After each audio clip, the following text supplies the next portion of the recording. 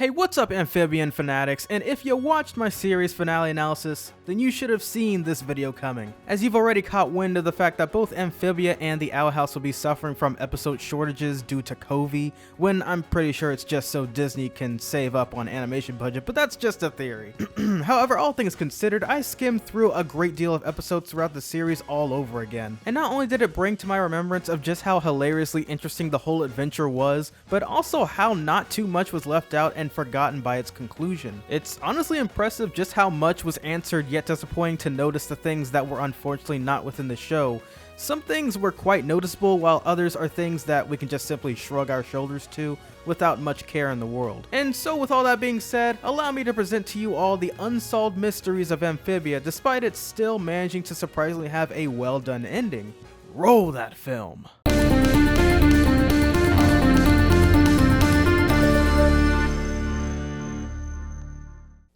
Alright, now before we dive into this faster than a skinny dipper in the Olympics, allow me to clarify that this list is not in any specific order, and I'm just mentioning things that I feel deserve to be on the list.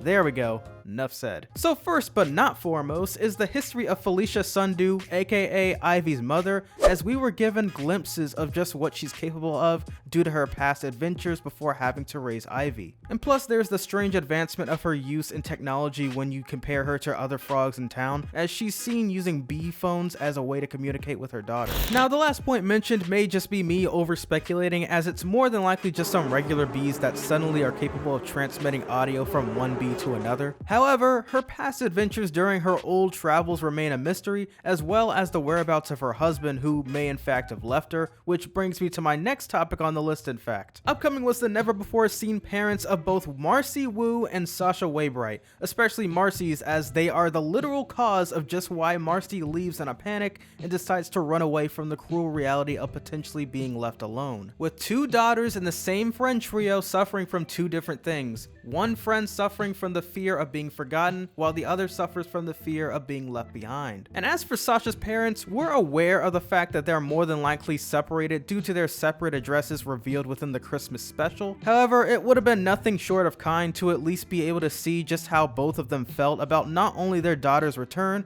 but if they let alone longed for their lost daughter who had been missing for months on end. It was at least satisfying to see as to why Sasha absolutely deep down inside hated the idea of being left behind from her friends, and why she felt as though she had to fight in order to accomplish getting whatever she was after. Seeing either of her parents would have been great as well, but hey, at the very least we got to meet the Boon Choys, and boy was the father my favorite character after season 3.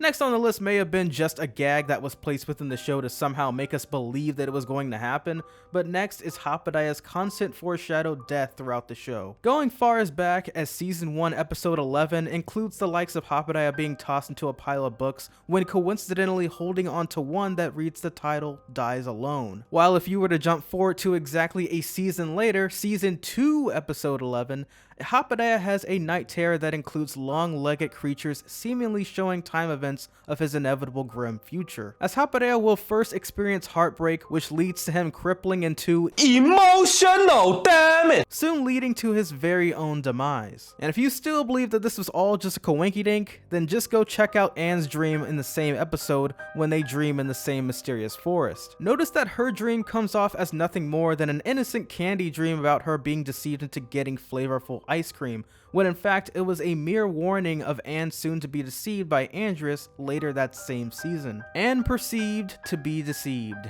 It's so right that it rhymes. So unless this is an event that happens off screen after Hoppadiah and Sylvia's relationship, which I doubt, this either must have been a gag or something in mind that I may be overlooking. Okay, Gary and the mystery species of spore that left anonymous. This was one major point taken from a person in the comment section, and they deserve to have the credit for it. It's something I didn't even think about until the user typed this out, as it was indeed something heavily implied within the 14th episode of the last season, yet never to be in question again sadly. It would have been interesting to see just how the spore collars had gotten made and whose DNA mushroom spore had to be in use to cause all of those brainwashed subjects.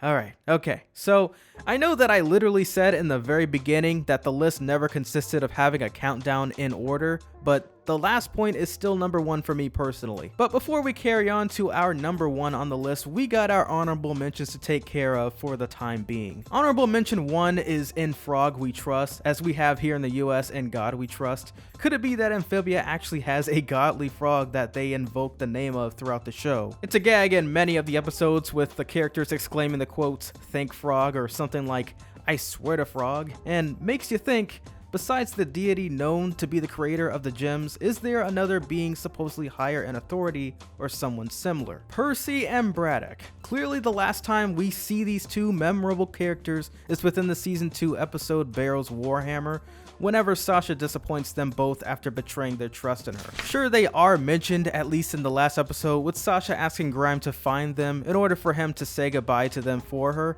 yet there aren't any real reoccurrences of them anymore after that, unfortunately. Last but surely not the least honorable mention is the adventuring of different worlds besides Earth and Amphibia. The Amphibian ancient text clearly displays other types of worlds yet to be discovered, but then again, these may just be other worlds that were already conquered by King Andrus' ancestors for all we know. And now, ladies and gentlemen, we have the Holy Grail, the mother of all mysteries itself.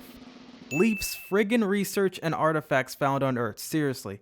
like what exactly is happening here? It all began with the Calamity box being found within a thrift shop of all places, yet a vase of her secret messaging had to be found within the museum. And to make matters even more interesting is the fact that within this corner store looking shop, it has a friggin' pedestal that has a literal Amphibia insignia on it, meaning that it had to be intentional. Now, you know what? I'll cut the show some slack considering the fact that it was something treasured from centuries ago, so maybe perhaps that's why common folk didn't exactly see any value in it. However, they need to miss me with that bullcrap when it comes down to Dr. P's extraordinary guide to magic and mystery. Are you for real right now? If Leaf was the one responsible for this, why exactly would she plant such a thing on Earth knowing of the dangers and giving literal instructions on how to unlock the mysteries of the very thing you attempted to hide away from Andreas? But not only that, how did she come up with the time to create this book? And even if it wasn't her,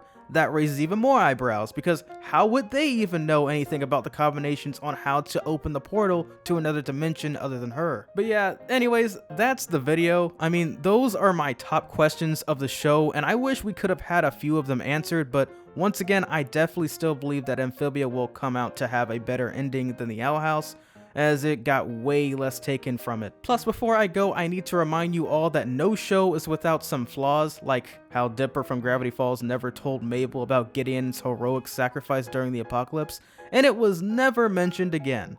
That took me a year to realize that, by the way. Anyways, this is starting to get a little personal. I hope you all enjoyed the video. What did you all think about the way Amphibia ended? With all that being beautifully said, this has been The Next Big Thing, and I'll catch you all in the next one. Peace.